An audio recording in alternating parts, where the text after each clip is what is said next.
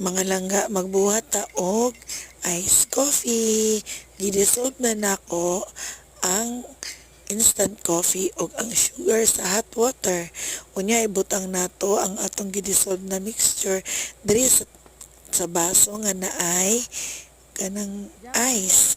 Unya, mo ni akong gigamit na milk, ang one side na oat milk. Lami kaayo ni mga langga kay creamy. Creamy kaayo, lami kaayo ni siya.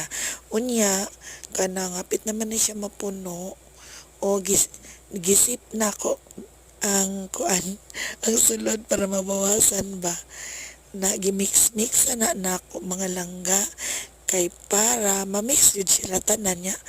Ako pa nang suyupan mga langga kay puno kaayo niya na pay milk nga nabilin. Nag-crave manggug ko karon og iced coffee. Unya, naisipan na ako na magbuhat na lang ko imbis na magpalit. Mas makatipid jud ka. Unya, ang nabili na milk, ako na siyang gidungag.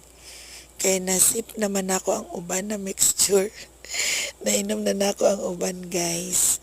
Sa i-mix na to, gihapon na siya guys. Kay lami kaayo, as in, lami kaayo, di basta-basta yung lasa mga langga. Ang kaning milk na akong napalit, gikan ni siya sa 7-Eleven. Tanawa o gilamian ang babaeng ito. That's all guys.